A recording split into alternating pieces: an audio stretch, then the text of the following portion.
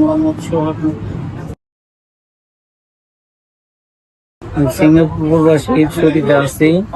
এখন আমাদের আগে থেকে জায়গা জমি নিয়ে সমস্যা আছে।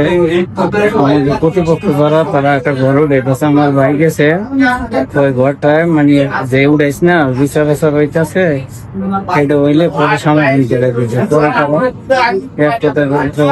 হামলা করছে, তাদের বহু পরিকল্পিত ঠিক আছে। হামলা ছিল আমার ফিরেছে, আমার বাইরে ফিরেছে, আমার বাবির ফিরেছে। এরা সব কতরিকে হামলা করছে।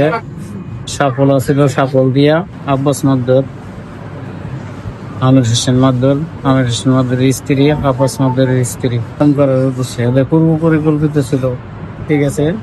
তারপরে তাকেও মানে অনেক মারধর করছে। আমার নাম ছেলে, আমাদের বাড়ি ভেরনাতলা, বাবার নাম হাতিমাতা।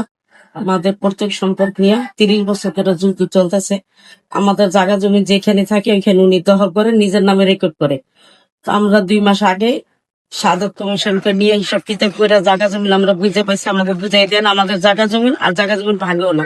তখন আমাদের জায়গা জমি যে পাল্টাপাল্টি নিয়ে এটা নিয়ে গেছে, ভাই ছোট ভাই ঘর চলতে গেছে, আর এটা নিয়ে আমার ভাই বেরাদারকে মাইট করছে এরা। আমার স্বামীর নাম সুনামি মাদ্দর। আমার স্বামীকে পিটাইতে গেছি, আমি ছাড়াইতে গেছি। এসে আমার এমনি টাইপে গেছি, মাইক দেখি আমার গতটা আমি ছাইতে গেছি। আমার টান্দা নিয়ে আব্বাস আলী আর আব্বাস আলীর বউ দিচ্ছে বাড়ি, আর আব্বাস আলী দিচ্ছে হেলে একটা রুয়া কাটা বাড়ি। গরুড়ে দিকে গেছে, গরুড়ে কাছে কইছে কি জামা পামাবি না তো এই গরুড়ে কাটবিনে এ কইছে। এই আমার স্বামীর এই যে নারীদের বাড়ি ছাড়ছে। আর আমাদের সাপল হাতে নিচে যে খন্তি আছে না, খন্তা দুজনে দুটি হাতে নিচে স্বামী স্ত্রী। তো আমার মনে করলো কি আমার স্বামীর পেট ভরাই একটা দিলাম, দুজন মাসে দুজন স্বামী বাড়াই দিলে যদি আন্তর্জাতিক বাড়ি করে ওই আমার ওই যে আব্বাস আলী, ওই আব্বাস আলী আমার দেওরা, ওরাও ডাক্কা দিচ্ছে, আমার স্বামীরও ডাক্কা দিচ্ছে, আমার দেওরও ডাক্কা দিচ্ছি, দুজন সরিয়ে যাও যেন কুকটা না দিতে পারে। তো আমাদের পূর্বপুরুষ মানে আমার আব্বা যে পজিশন আমাদের ঘর দুয়ার ছিল ওখানে আমরা থাকতেছি। আমার ওখানে রান্নাঘরটা নষ্ট হয়ে গেছে, ভেঙে চলে গেছে, ওটা পুনর্নির্মাণ আমি করতেছিলাম। আজকে ওই হালান মাদ্দর আর সোনামি মাদ্দর মানে আচমকা আমাদের উপরে এসে আক্রমণ করছে। আমাদের রান্নাঘর করতে দিবে না, মানে আমাদের বাড়িতে থাকতেই দিবে না। 1 মাস আগে আমাদের এই বাড়ি নিয়ে একটা সালিশ ডাকা হয়েছিল, সেখানে সভাপতিত্ব করছিল শাহাদাত কমিশনার। উনি আমাদের একটা রায় দিয়ে আসছে যে ওই সোনামি মাদ্দর ওরা আমাদের বাড়িতে আসলে জায়গা আসলে পাবে না, মানে একটা সুন্দর মীমাংসা দিয়ে আসছিল।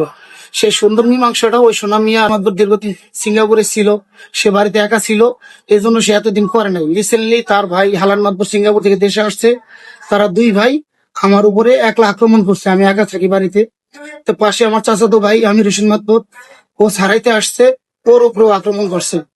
মূলত আমি আমার রান্নাঘর পুনর্নির্মাণ করতেছিলাম ওই একই পজিশনে যেখানে আমার আগে রান্নাঘর ছিল, ওটাই আবার পুনর্নির্মাণ করতেছিলাম। এই নির্মাণ করতে দিবে না ওরা, মানে আমার বাড়িতে থাকতেই দিবে। বাড়িতে আমার আব্বার অনুপস্থিতিতে রেকর্ড করে নিছে, তার রেকর্ড সূত্রে আমাদের বাড়িতে আমার স্বাস্থ্য ভাইকে জমা জমি নয়া কার্যকীর্তন তারা ঘর উড়াইতেছে চাইছে। আমি কছি হেন ঘর উড়াইবে না, মাপ যোগ না হওয়া পর্যন্ত। এই কথা পাওয়ার পরে তারা এক পদার্থিকতায় তারা আমার সাথে মারামারি করে আমার বাইরে আত্মা অপ্রিয় ভাঙ্গা ভুঙ্গে মাথা মুতা হারাই হালাইছে। আমি আইনের কাছে সহজ আছে, আমি যেহেন যা পামু তারা যেহেন যা পাইবো সুস্থ বিচার চাই। আমি সুস্থ আইন মতন যেহেন যা পায় হে যা পায় হে হেরে দিব, আমি যা পাই আমার হে দিব। আমার কোনো এটাই আমার দাবি। তারা আমার বাড়িতে দাবি করে, আমি যে বাড়িতে আসি এ বাড়িতে তারা দাবি করে, তারা যেহেন যা পাইবো তারা হেন হে নিব, আমি যেহেন যা পাবো আমার হেন হে দিব। এটাই আমার দাবি আইনের কাছে। আমি কইছি হেনে মাপা জোপা না হওয়া পর্যন্ত ঘর দিতে পারবা না।